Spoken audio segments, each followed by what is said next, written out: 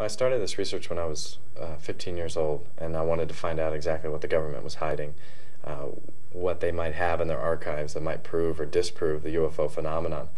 And I started researching through the Freedom of Information Act, trying to get documents and find out exactly what was there. And I think I got a lot more than I bargained for. I didn't think I would find half the stuff I was able to find. And what came out from the government was irrefutable proof that the government is present day covering up this phenomenon, and we still have no answer of what it is.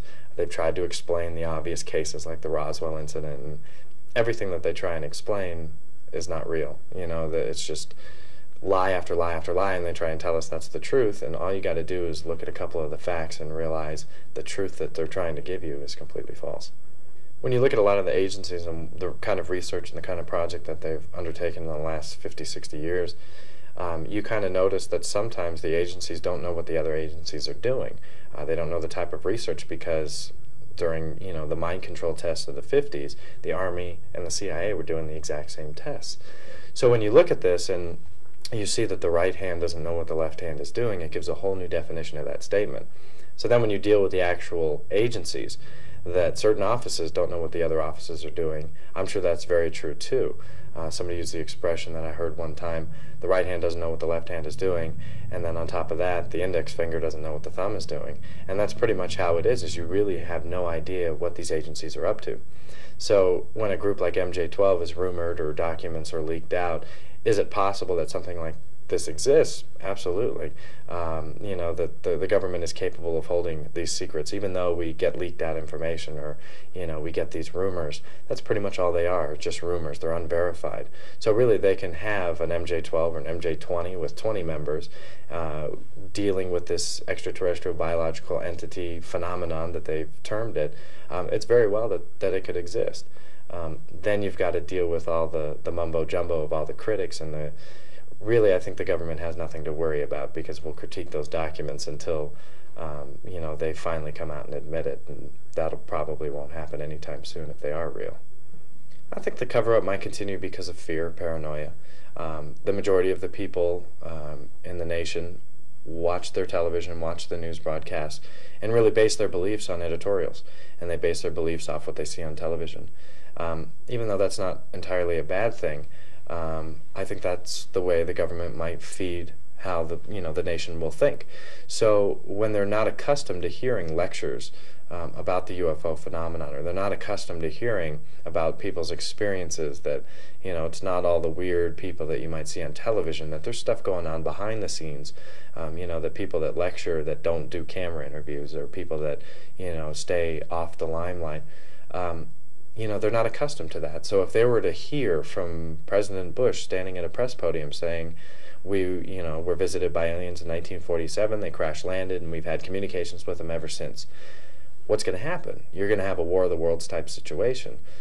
You're going to have people freaking out because, you know, look at Heaven's Gate. Who heard of Heaven's Gate before the Hale-Bopp comet? Not many people. So when the Hale-Bopp comet comes along and there's some reported UFO that's hovering behind it, you hear about this cult in San Diego do a mass suicide and everybody kills themselves because they want a free ride.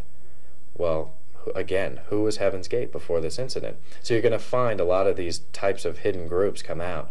You know, maybe they do a Heaven's Gate type mass suicide. Maybe they start, you know, whatever they might start to do. And I think that might be one of the biggest factors, is a War of the Worlds type situation where the government says, you know what, we got to keep this stuff under wraps. So fear motivates the government? I don't think it motivates them. I think it probably deters them from giving out the information. You know, we get spoon-fed the information, I think, not just with the UFO phenomenon, with a lot of stuff, a lot of material. You know, we don't know exactly what's going on in Iraq. We don't know exactly what's going on in Afghanistan. We're spoon-fed with what they want us to know. That's going to be as true with the UFO phenomenon. If they don't want us to know it, we're not going to hear it. Motivation?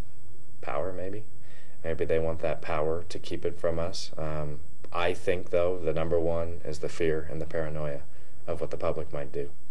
I think the way the UFO community works, the government doesn't have to waste its time with creating disinformation or planting a government agent into the UFO community to disseminate this information. I don't think they really have to do that because the way the researchers already involved in the field work, they butt heads, and you know, they contradict each other and they fight, and you might see them debate each other and they're disrespectful, or they might, you know, critique each other's work to where it's like, you know what, that person's false, and then the other person turns around and they say, well, that person's false and this is why and this is why.